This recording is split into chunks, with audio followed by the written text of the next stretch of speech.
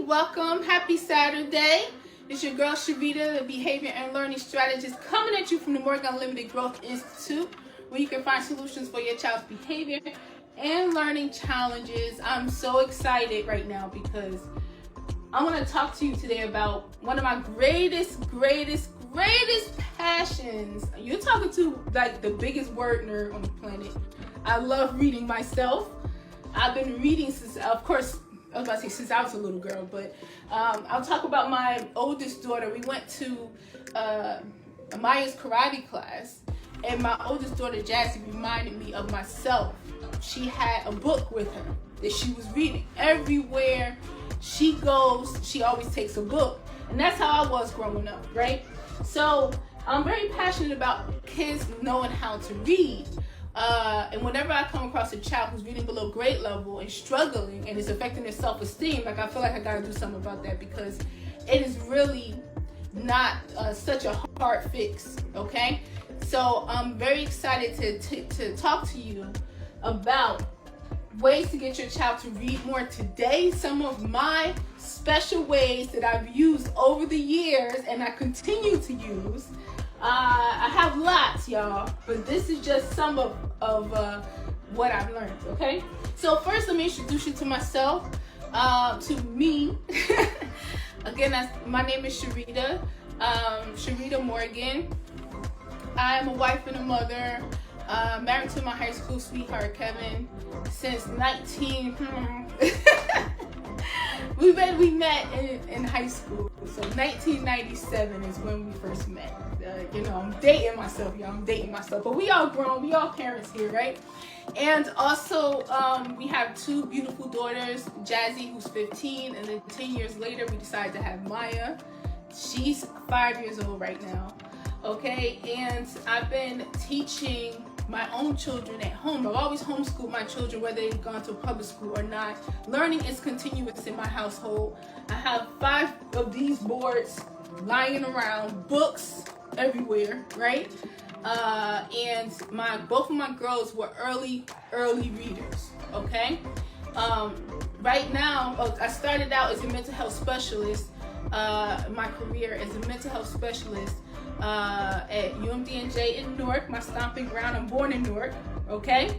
And then I went on to become a special education teacher. I felt an urge to do that because when we were helping the kids when they came from school to the partial hospitalization program, they had behavior challenges and disorders, and we were helping them with their homework. They would completely fall apart and they would act out, and it became very difficult to manage their behavior because they were running so hard with their homework because they couldn't read, they couldn't read on their own, they couldn't do it themselves, they were very focused, they couldn't write their names. It was just a lot of anxiety. So eventually we just stopped doing it. That wasn't even our focus. But your girl was like, I want to get to the classroom where I can just their behavior and focus, but also their reading at the same time. So that's what I did. I had my first daughter, Jazzy. That was it. That was it for me. I wanted to spend more time with her. I wanted to be home more.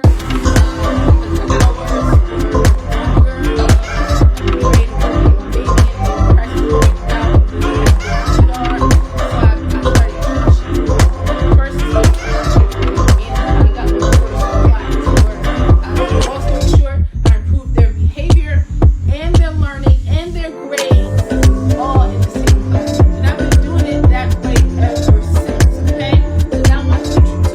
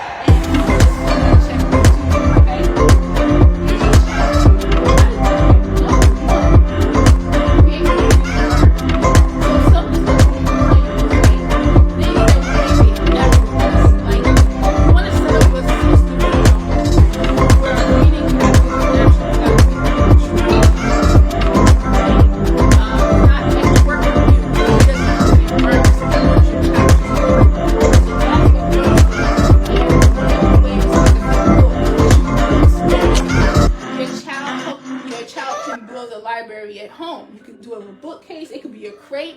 It can be one of those Amazon boxes. You know what I mean? I'm doing better with my Amazon purchases, but for a while there was a lot of boxes coming in, right? So it could be whatever. But have your child pick out books. I remember the first time I got a load of books. I went on eBay. I spent like $300 and I got so many books. Okay, books for Jazzy's age, books for Maya's age. And it was great, you know, and they just were like a kid in a candy store. See you later, hon. Like a kid in a candy store. So, just books. Anywhere you can find books that you can find for cheap or buy in bulk, get them and have your child pick them, okay? And then they can design their own little library, okay? So that's the first one.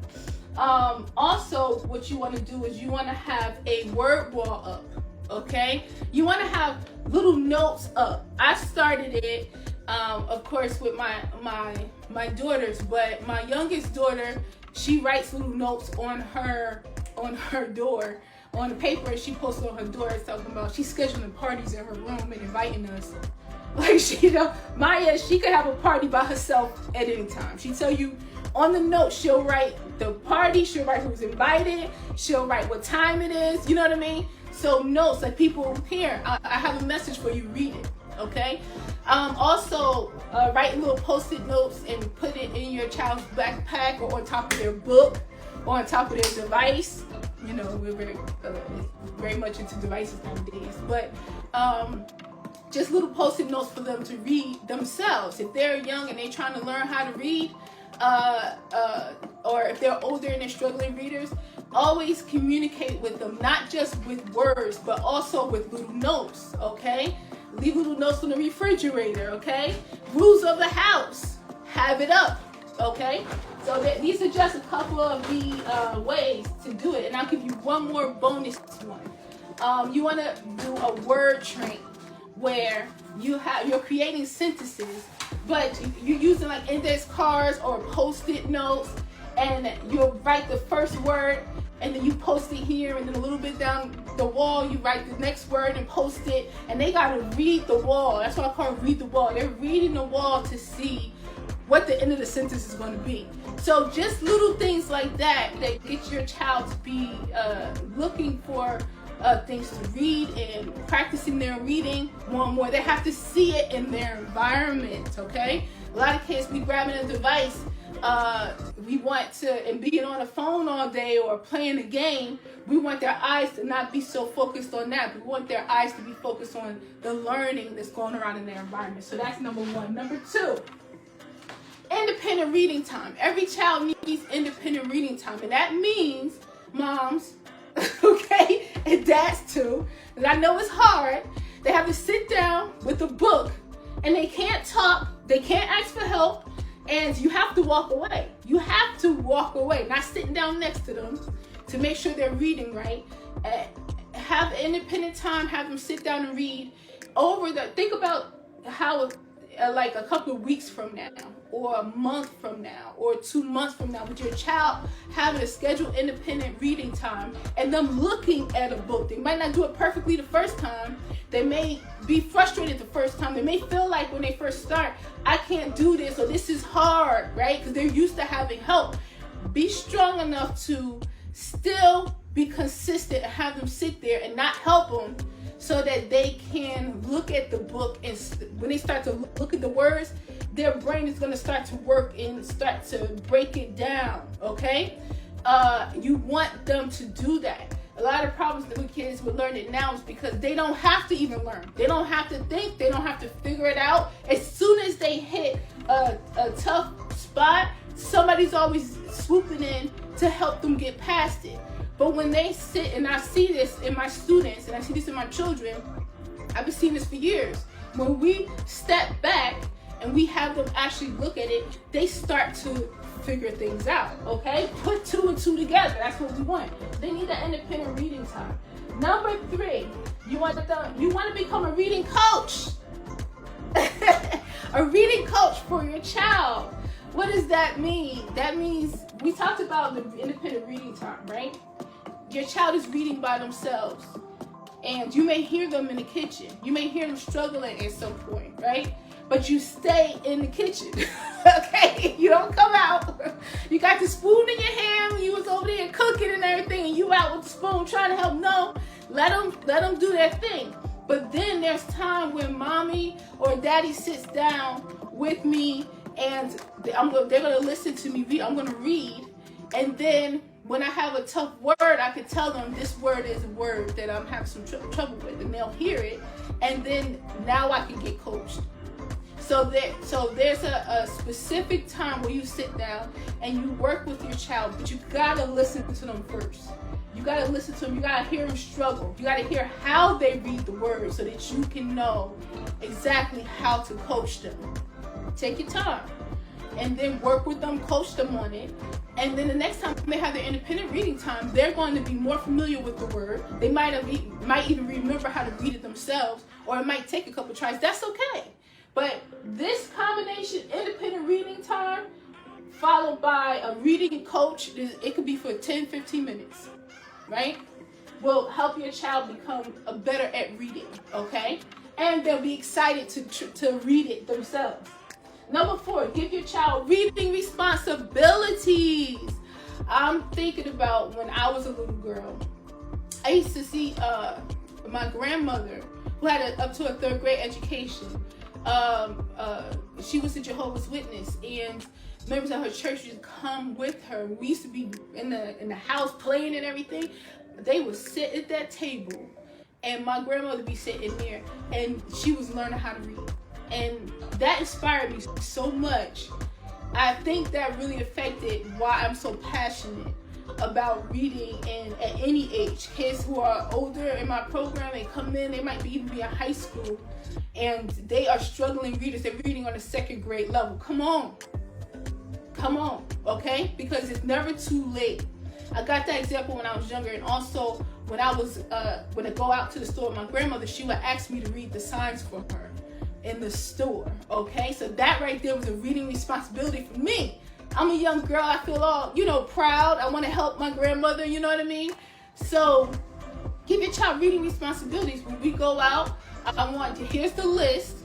Tell me what's on the grocery list that we have to buy today. What's on the shopping list? Okay, what aisle is it? Okay, good. They like that. It's like a little treasure hunt. All right, so let's go in the store. Let's go in the aisle and find. Okay, find it in the aisle. They're looking at, but make sure they read the label, right? Reading responsibilities, okay? Number 5, read in front of an audience. So that's very important. That has been taken out of the schools largely. Reading in front of an audience. I understand that it's a lot that the teachers have to teach every day. I understand that a lot of teachers may be dealing with behaviors in the classroom as well. And I understand a lot of kids act out because they don't want to do the work, or they're struggling, and they're struggling readers. So, and also I've heard this, and I've spoken to teachers, right? And I was a teacher, a special education teacher, so I understand where they're coming from. But you don't want them to be embarrassed, right? When they come into my program, everybody reads aloud. Everybody reads aloud, and then if they really are struggling to read and they get past a passage, I'm like, go get mom, so that they can read in front of them. They feel so proud to be able to read now in front of their mother, or in front of their dad, or in front of their sisters and brothers. It's very important for kids to read in front of an audience. Let's help them get past being embarrassed. Let's equip them and teach them to not give up, not be afraid of failure. And you need to teach the people in your house, your family, how to be an audience, how to be supportive, how to listen, how to look, how to be patient while they're reading, how to congratulate them when they're finished. This is what I've taught my students for years, so nobody feels embarrassed to read aloud. Because even though They may be in a group with somebody who's a stronger reader than them. They know this is my time. This is what I'm reading. Everybody's going to be patient. Everybody's going to wait. Then when I'm done, they're going to say, good job. Plus, Miss Sharita's over here being a big cheerleader. Like, you go, boy. I knew you was going to get that. Oh, snap. I thought I was going to catch you slipping. You got that, right? So they get excited about reading because they feel supported. They feel encouraged. And they're not worried about getting it wrong. Teach them how to embrace that failure, learn from it, get up, and keep it moving. Okay? They must read in front of an audience. So you sit down, get your kids to sit down, the cousins to sit down when they come over, you know what I mean? Have everybody get up and take turns reading something, right? Audience, that is so important, all right? Next, we got 10 minutes left. Number 6. Have your child read the same chapter or story every day until it is mastered. Until it is mastered. If you want your child to develop fluency, if you want your child to pay attention to detail, because don't skip a letter, don't skip a, don't skip the pronounce that S at the end of the word. I'm very meticulous. They have to pronounce the word exactly the way it is written, okay? A lot of kids are used to reading, and if they get close enough to get the gist, they get to keep it moving. Not in my class and not in your homes. Because they're learning how to be disciplined readers. They're learning how to pay attention to detail. They're learning how to keep going until they get it right. There's so much behavioral growth that will happen when you are creating a reading environment. They have independent reading time. They have to sit down. They have to focus. They have to be able to function independently, which is what we teach our children here. To be able to function independently, so they don't need an aid. They don't need the teacher coming every 5 seconds to help them. Okay, they can stay in their chair, right? So much behavioral growth that's going to happen when your child is doing these things. Okay, so every day until it's mastered. Doesn't matter if they're complaining about it. They're going to complain about it in the beginning until they get it, this is how it flows, right? I never worry about the complaining. I don't. Because I already know at the end they're going to be successful and they're going to be very proud of themselves, and then they're going to be begging me to read, okay? They're going to be and that's what you want. How to get your child to read more. How to get your child to become a motivated reader, self-motivated, okay? So because of all that, I don't do it again. Go back and read it again. All right, read that sentence 2 times. Go back and do it again. You missed one, go back. So you know what happens after they see me? This is me being a reading coach. This is me being a reading coach right here. You know what happens? Mastered. You know what happens? After they see me stopping them and going back, and if they miss a word, like I'm watching them like a hawk, okay? If they miss a letter, if they miss a word, if they skip a word, if they don't pronounce it correctly, I see them all ages, from 4 years old all the way up into my high school students, okay? I just got my first college student, so she's pretty new. But all the other grades I've been teaching for a while. What they'll do is they stop themselves. They catch the word themselves. They go back and pronounce the word themselves because they want to get it before I get it, okay? And at first they're doing it because they don't want to have to go back and reread the sentence. But you know what I noticed? Not only do they go back and reread the sentence themselves, but they'll read it a couple of times to make sure they practice it. What am I doing at that point? They got it down. You know what I mean? They're developing self-discipline. They're like, I want to get this sentence right. So they'll do it, or they like, no, Ms. Sharita, I got it, right? I got it. Wait a minute. Let me get it myself. Let me get it. And then they concentrate. This is what you want. You want your child to get to the point where they really want to conquer their own reading, okay? And once they have the building blocks in place, they got that foundation that we always talk about. Every child should have a strong literacy foundation. If there are holes in it, we do what we need to do to fill them up, okay? Because once we fill up them holes, it's just growth in reading after that, Okay? So once they get that, they're just going to keep growing and reading. They're going to be excited about their turn to read, and they're going to do their best, and then they have to pay attention, if you have more than one child, to the other child reading aloud. They have to pay attention to it and be ready when it's their turn to read. So Miss Sharita is putting reading aloud back in learning, okay? Because I remember when I was a child, this is how it happened. I'm old school. So I remember being in class and having a book, and there's a lot of kids. And when it's my turn, I have to be ready, and I'm reading. I got my hand on the book, I got my finger doing this. I'm reading while another student is reading. So when it gets to my turn, the student in front of me, okay, it's almost my turn. I'm gonna be ready. Gets to my turn, I'm gonna do my best to read, because I only got a couple sentences, I only have a paragraph, right? We gotta put this back in. We can't change the schools, but what we're doing is we are improving our children's behavior and learning from home so that we can send them to school equipped for success. We don't want our children to be in a classroom struggling to read or not being able to read.